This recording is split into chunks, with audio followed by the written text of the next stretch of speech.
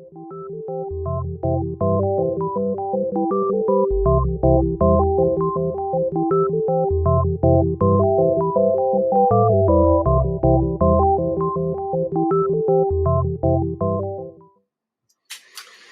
right, everybody, welcome back.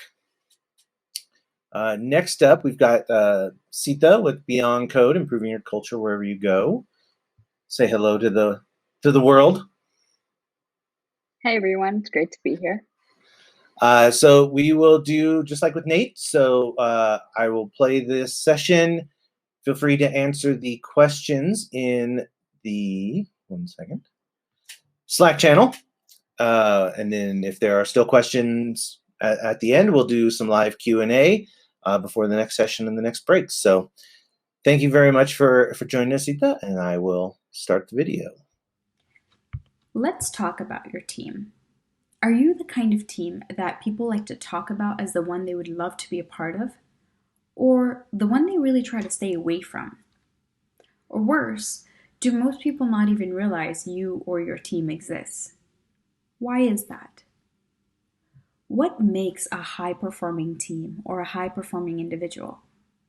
Does it mean you write the most code and release the most features with the least bugs? Or is it something else? Adam Grant is a psychologist, author, and professor who is well known for his work on organizational psychology. On the topic of culture, he says we can all be classified into 3 types of people in an organization.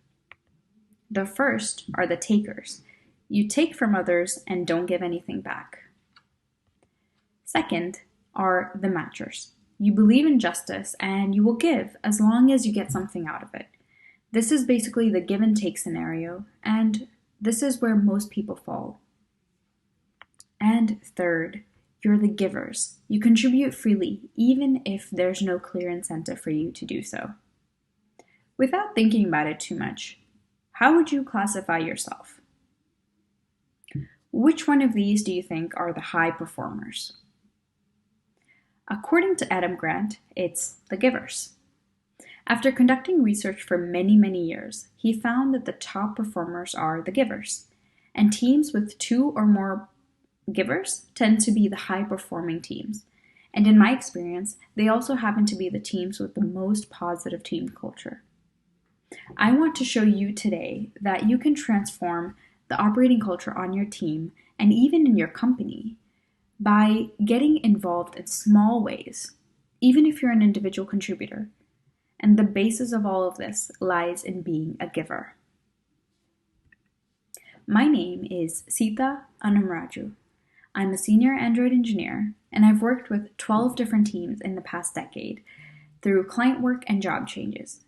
And I'm here to talk to you about what I have seen that differentiates top teams and top performers from those that people want to just generally stay away from.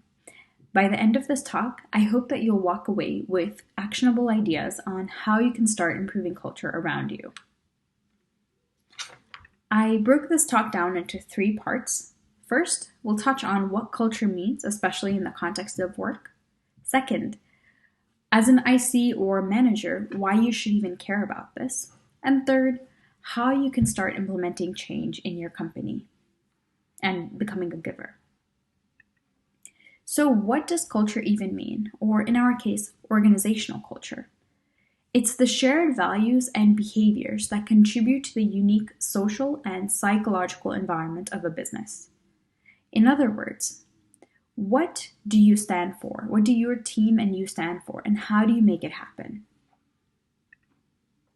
Let's be honest, you were hired to write code. So why should you even care about this? At the most basic level, if you contribute to the culture of your company, you can really shape it for you and everyone else that joins. But another thing is that it helps you build your personal brand. It changes how people perceive you when you start contributing outside of your pure job definition. As a giver, you become someone that people feel comfortable approaching or sharing problems that they're trying to solve or seeking advice from. Even when you leave the team or say they leave the team, they will remember you as someone they would like to keep in touch with and ask questions. By improving things around you, you create a sense of excellence in how you execute your work and hold others to high standards as well. This will naturally help you with career progression. Oftentimes, a factor that nobody tells you about in performance reviews is what you've contributed to the team outside of code. This is also what people are saying or thinking about you when you're not in the room.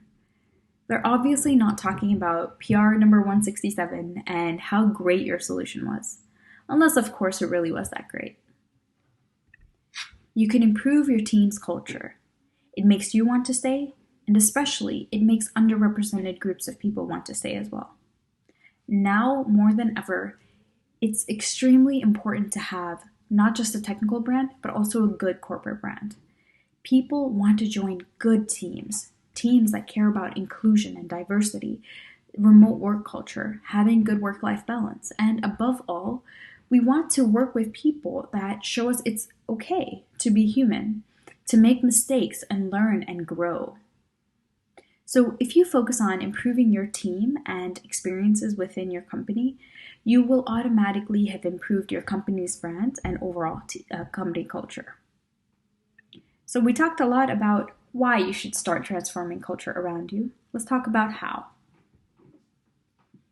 First and foremost, take a look at your company's values, or they might be called operating principles. Refer to them often. If possible, I'm even going to say, don't even join a company unless you believe in their operating values. When you hold these to heart and apply them to every decision you make, you're always going to be adding value to the company.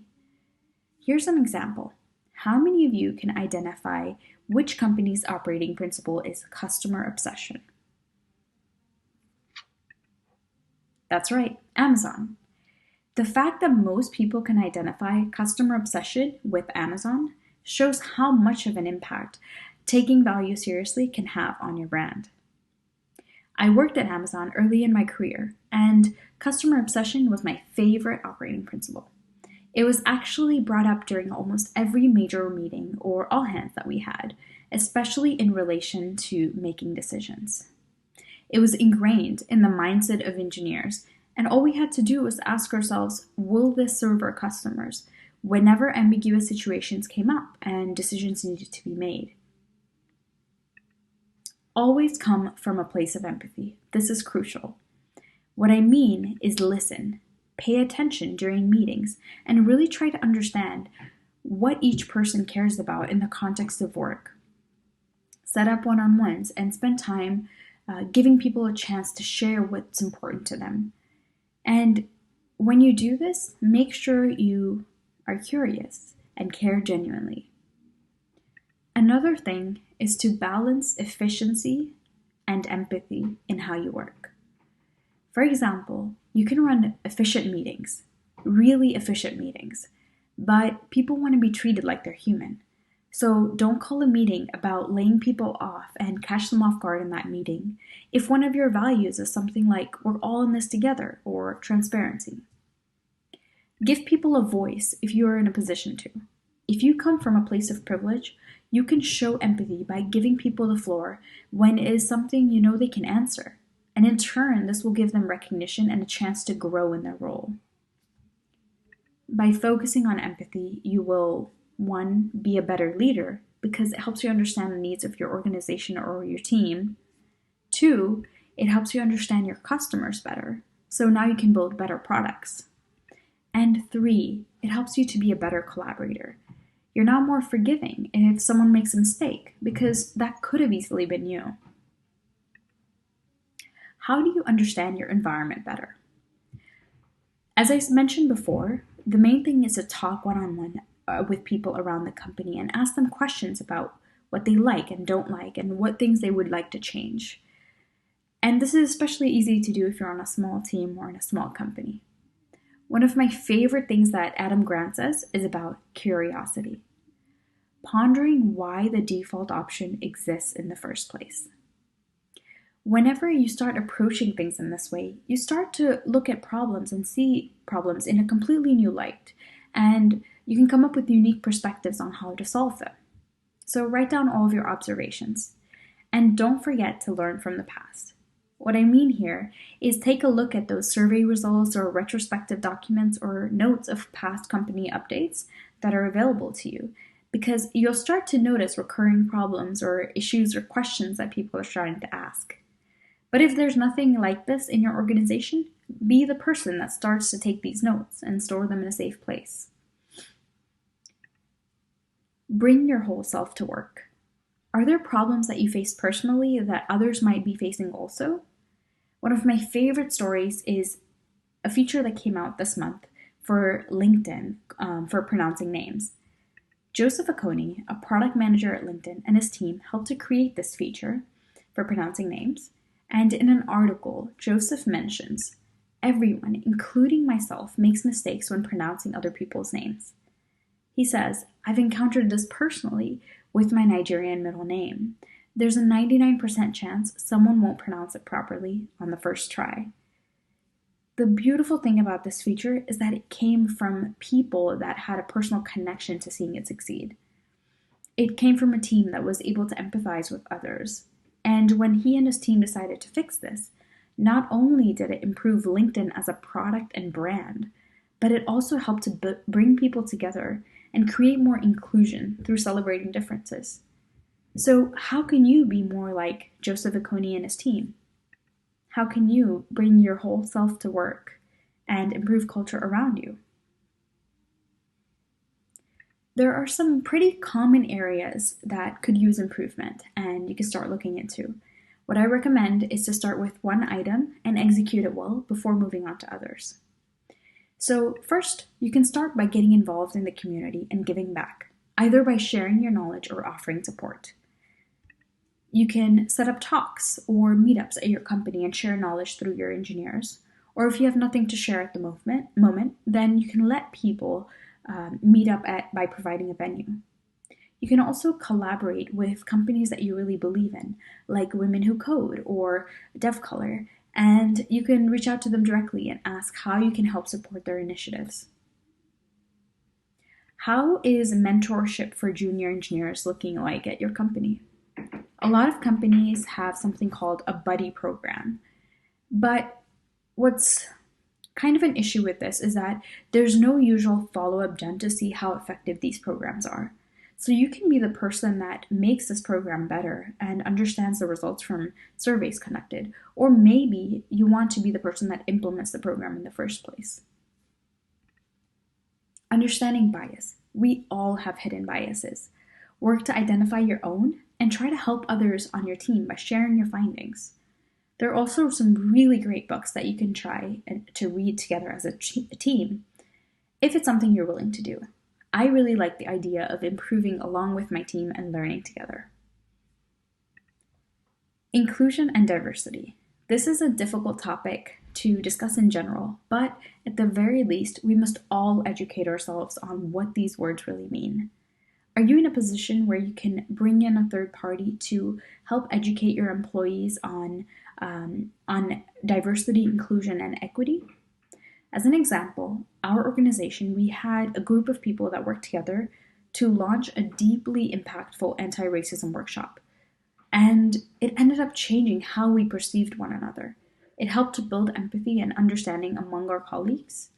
And to be honest, we became a better and stronger workforce because of it. How is communication on your team looking like? Most teams by now are fully remote. So either communication has gotten much better or much worse.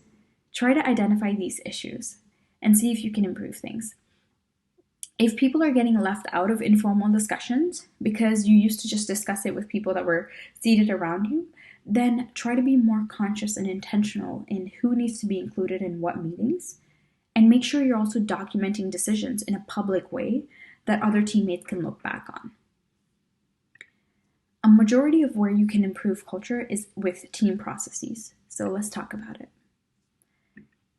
Start to identify bottlenecks on your team. Are you wasting a lot of time on meetings? Do you have meetings that don't actually have action items, or maybe nobody's acting on those action items? Are there certain people that become blockers for code review? And is there a way you can spread knowledge to move things quicker, for example? How is your hiring process? Ideally, it should reflect what your company's work culture is like. So, for example, ask people questions that will help you understand what it's like to work with them. And I promise you, candidates will thank you for it. So, if you're in a position to do this, please do. Can you increase productivity for your engineering team in some way?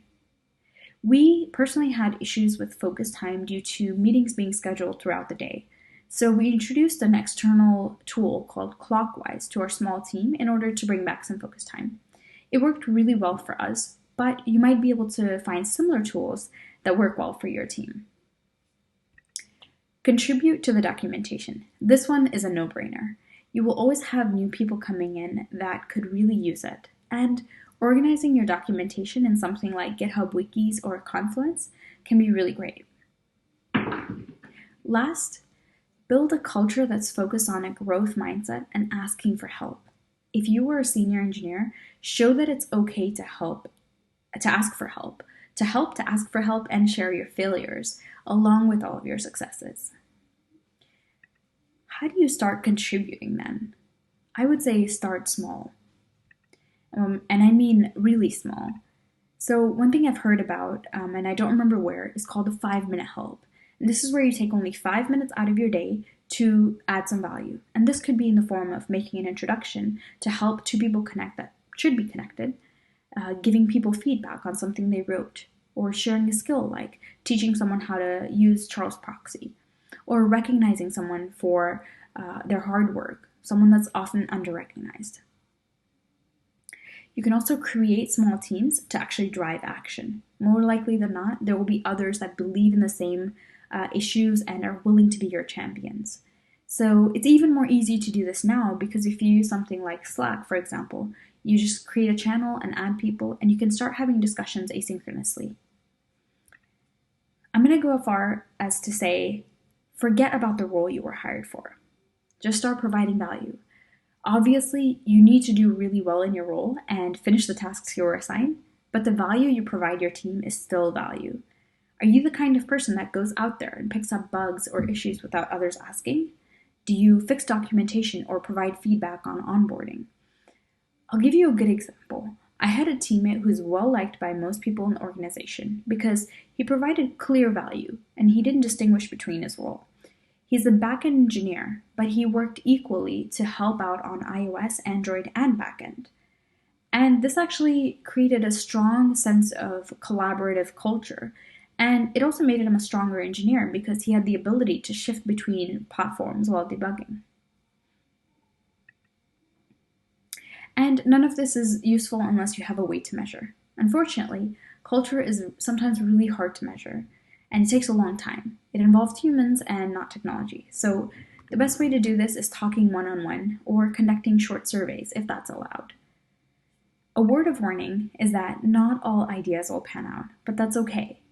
You may get a lot of pushback, or the company doesn't have resources or funds to support your ideas. But what matters is that you tried and you created a culture of trying and growth mindset, and you will have learned something from it. So I spent weeks trying to figure out what the high performers do differently in all the teams that I worked with, and how they influenced culture in a positive way, at a team level or at a company level. And in every single case, the best teams have one or more people that contribute in ways that are outside their pure job definition. They're givers. So what kind of small changes can you start making on your team to become the kind that everyone talks about and wants to join? What kind of team do you want to be? Thank you. All right. Excuse me. We've had a ton of great questions going on in the Slack. So if you have not checked that out, I'll throw the banner back up. Some great questions in there. One of the last ones that Seetha did not answer yet, so we will do for live, is my workplace had to move quickly to a remote work culture where there was none before. How do you best show empathy in a remote setting? Yeah. I think one really good way is I always say talk one-on-one with people because you don't know what people are thinking about unless you actually talk to them. So if there's a way to connect with a few people in the team and ask them what difficulties they're facing, if they're able to have childcare available while they work, or if they need extra time, and also be very conscious about pushing deadlines if that's necessary, because the last thing you want is for people to feel burnt out. So I would say definitely talk one on one, conduct surveys if possible. One good thing that we did was conduct surveys to figure out how people are feeling during this whole work from home shift. And another thing is ask people if they have ability to work from home in an easy way. Do they have like a workplace setup or a place to work, or if they need anything to help them work from home, like a lap desk or something like that. Nice. Yeah, that makes sense. Anyone else? There's a few people typing, and we've got a little bit over time. So one last question if one appears in the next minute or two. Otherwise, Seetha will be around, and the Slack is a great place to continue the dialogue and ask questions. So thank you very much, Seetha, for doing this. That was a great talk. I did put the slides up in that channel as well for anyone that wants to look those over. So we've got about 9 minutes until the next talk. So thank you very much. Enjoy the rest of the conference, Seetha. Thank you so much. Please feel free to reach out to me if you want to chat about this. Thank you.